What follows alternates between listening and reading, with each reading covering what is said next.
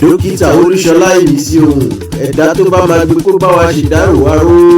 torí pé kú ti pàgbé bí ẹni ò máa ró dá ẹ̀dá tó máa lùkù kó jọ̀wọ́ bá wa ṣèdárò sùn torí pé kú ti pàlùkù bí ẹni ò mú sùn ẹ̀dá tó bá mọ lèkèlèkè kó jọ̀wọ́ súnmọ́ bí kó bá wa ṣèdárò ẹfun torí pé kú ti pa lèkèlèkè bí ẹni òkùnkùn mẹ́fún. ẹ wò mí náà àwáyé kú màmá sí o gbogbo wa náà lákòókò ti dágbádá kú pátápátá porogodo ẹ wá súnmọ́ bí ẹ jọ̀wọ́ ẹ jẹ́ kájọ ṣèdárò ẹni rere tó lọ. Abi Madam Folúkẹ́ Sàbáínà aya Táíwò lọ́dún 1943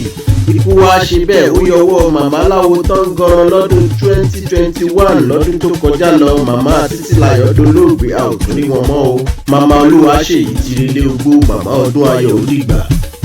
màmá Káyọ̀dé tí ń jẹ́ Sàmú Àlàjì màmá Fọláṣadé Ọlọ́pẹ̀wà tó kú ń jọ sí màmá Ọba Dáfídì relé ogbó màmá Àbígbẹ̀yìn tí ń jẹ́ Florence Òdìgbà.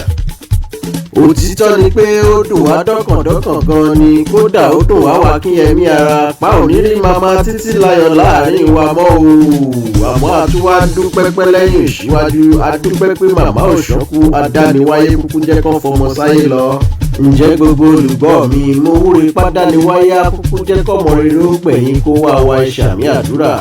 Àmọ́ wá dúpẹ́ lórí ìrìn àjò ìgbésí ayé Madam Folúkẹ́ ní gbogbo ìgbà tí màmá ń bẹ láyé màmá ò ṣẹ̀sín ńṣe ní kútú káṣẹ́ mọ́ màmá lọ́wọ́ adúpẹ́ fólúwa.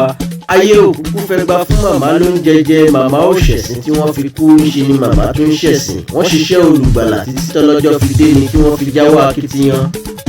Àpẹẹrẹ ńlá ni màmá fi lélẹ̀ fún gbogbo kó wà wá kó yẹ ká ṣiṣẹ́ rí ẹ jẹ́ àtọ́jú ìwà wa kíkó káṣẹ́ rí mọ́ wa lọ́wọ́ bọ́lọ́jọ́ bá dé o. Gẹ́gẹ́ bí kìrìsìtẹ́nì ìrètí wa ò ṣáàkì rárá o a sì tún nígbàgbọ́ pa máa rí màmá lọ́jọ́ àjíǹde.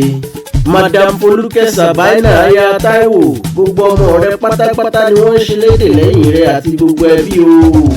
Ọmọ Ìjẹ̀mọ̀ àkọ́mọ Iyará Àtàké ọmọ Olóbùrú ọmọ Àtètèdé Òníkùlé ọmọ ẹni dé lẹ́yìn baba ńlá kú baba wọn ní Dolúwa Gbàgede. Ìwọ lọmọ onílẹ̀kùn mọ́kàndínlógún tó yẹ wọ̀ kàn mẹ́sàn-án nílẹ̀kùn inú mẹ́sàn-án nílẹ̀kùn òde ọ̀kan yòókù ilẹ̀kùn ń bẹ níbodè òye wọ̀. Òní máa pẹ́ ọ̀la máa mọ kòkò kì í jẹ́ kí tẹrú tọmọ wọn níjẹ̀mọ̀ ó ṣèmẹ́lẹ́ kì í jẹ́ kí tẹrú tọmọ wọn níjẹ̀mọ̀ ó ṣọ̀lẹ mo ṣèbà ọmọ àkọ́mọ yín ọmọ onílẹ̀ mo ṣèbà ọmọ Ìjẹ̀mọ̀.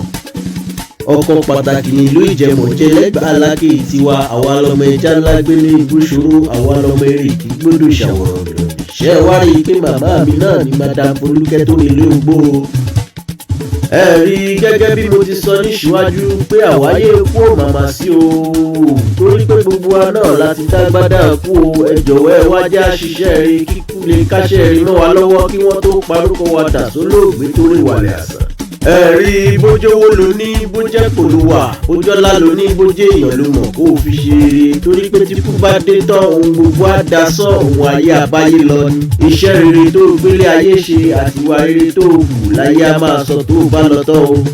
Ohun rere gbogbo Madam Folúkẹ́ gbélé ayé ṣe là ń ròyìn yìí ọ̀rẹ́ kí ló fẹ́ ká sọ nípa rẹ̀ gan bó bá lọ tán la ṣe ní ògbélé ayé ṣe rere kó o fi wà ìkálẹ̀ kó o tó rí wàlẹ̀ àṣà. Torí pé gbà ń bẹ láyé gangan la lè jálamba bẹ́ẹ̀mí bá ti bọ́ tọ́ kò sí òrópìwàdà mọ́ bá a bá ti kú tán àti dèrè. Gbogbo owó tá a ní àtọ́lá wa àtòyè tá a gbà ohun gbogbo àparẹ́ mọ́nú ayé asán bá sá ní gbogbo rẹ̀. Gbogbo ẹbí ará àtọ̀rẹ́ àtojúlùmọ̀ àti gbogbo ọmọ tí Madam Folúkẹ́ fi sílẹ̀ sí ayé pátápátá akíyín ẹ̀kú ara fẹ́ra kù ẹni ire tó lọ. Ẹ jọ̀wọ́ ẹ má bàbọ̀ kàn jẹ́ ju bó ti yẹ lọ ìrètí àjíǹde ṣì ń bẹ fún màmá wa ní Párádísè.